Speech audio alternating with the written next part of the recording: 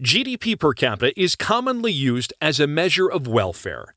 In 2021, the countries with the highest GDP per capita were Luxembourg, Ireland, and Switzerland. However, it should be remembered that GDP per capita does not show the actual distribution of generated income. It is calculated for the average citizen of a given country.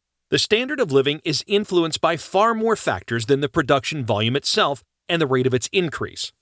With this in mind, in today's episode, we'll analyze what influences the economic attractiveness of two selected countries, Switzerland and Luxembourg. One of the richest and most developed countries in the world is Switzerland. One of the causes of Switzerland's wealth is its economic and political stability.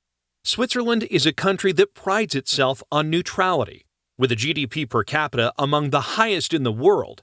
In 2021, it was $86,602 per person. Inflation in Switzerland is 1.9%, while in the euro area, it's 5.9%. In the USA, 7.9%.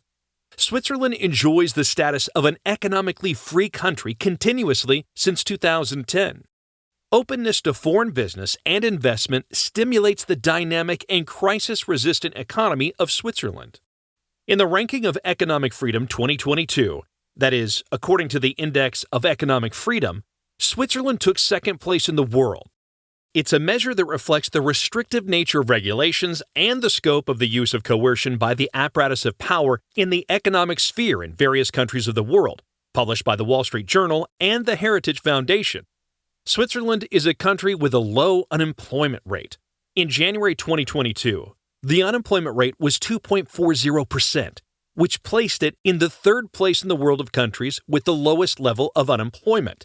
The assessment of the level of corruption is also positive. In the corruption perception ranking in 2021, Switzerland scored 84, placing it 7th in the world. What else, apart from the presented statistical data showing the current state of the Swiss economy, proves its economic attractiveness? Cantonal autonomy and tax competition. Switzerland consists of 26 cantons, that is, various regions with high independence and powers in tax, educational, legal, and economic policy. The government consists of only 7 ministers who are delegated by the 4 largest parliamentary parties representing various, often contradictory political programs.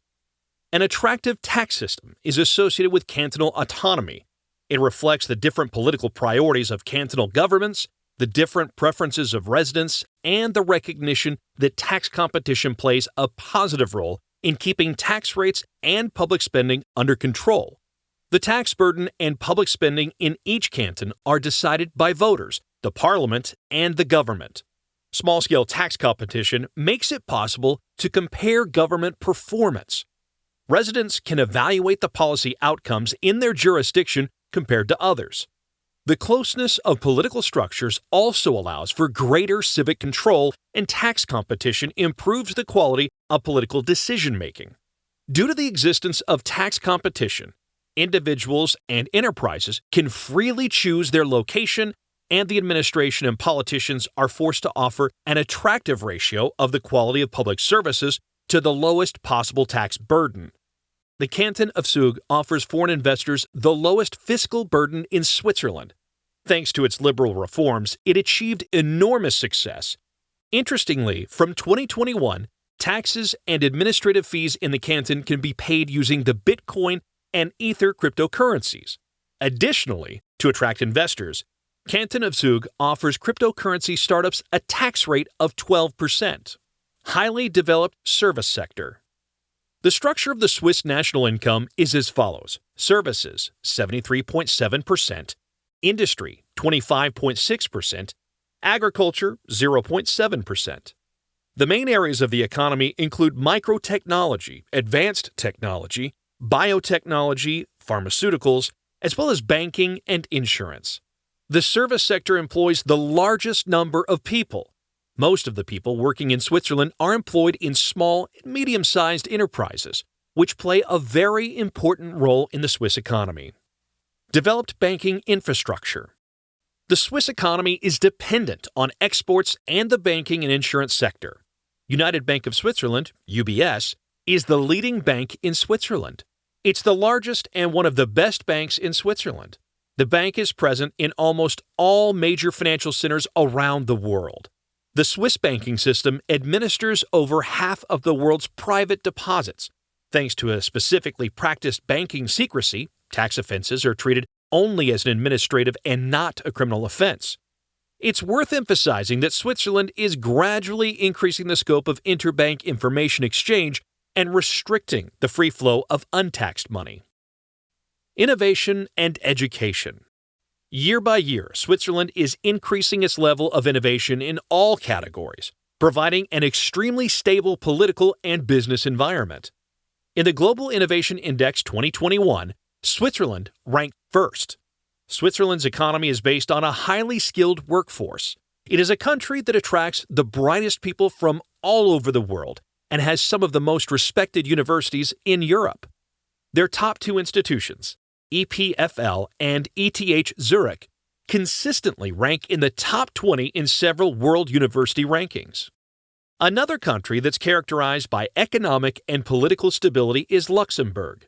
Despite its small area and population, Luxembourg is one of the richest countries in the world in terms of GDP per capita.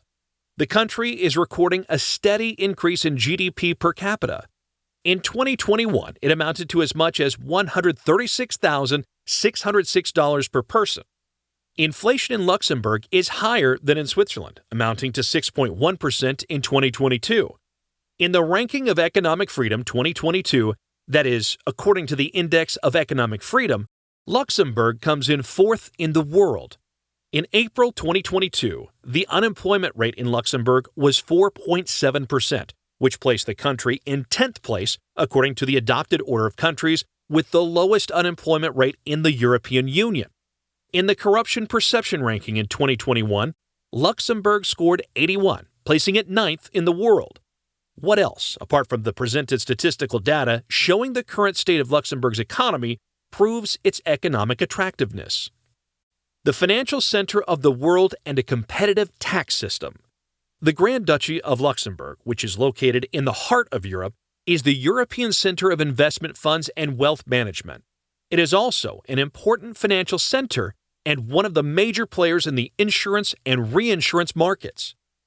Luxembourg insurance companies specialize in life insurance linked to investment funds. In Luxembourg, banking activities are conducted by almost all global banks in the world. The country's financial importance lies in the highly competitive Luxembourg tax system. The basic VAT rate is 15%, and as Professor Slazinka points out, it would probably be even lower if the EU regulations did not impose this minimum.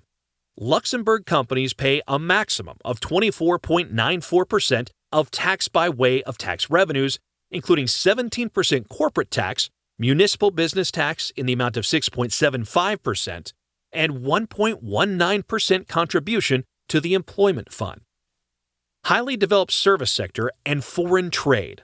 The most important sectors of the Luxembourg economy in 2020 were financial and insurance activities at 25.1%, wholesale and retail trade, transport, accommodation, and catering services at 14.9%, public administration, defense, education, healthcare, and welfare at 17.5%.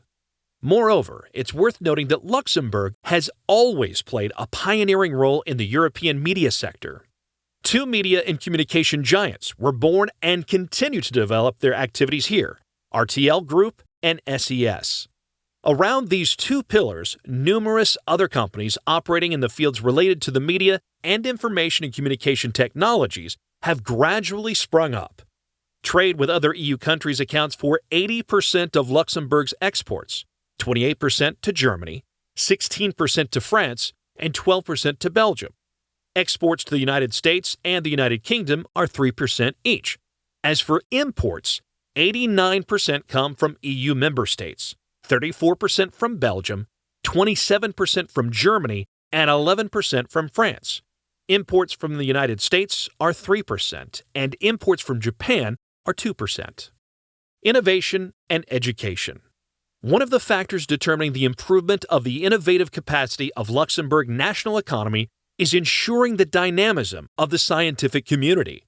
The country boasts one of the highest concentration levels of public and private research institutes in Europe.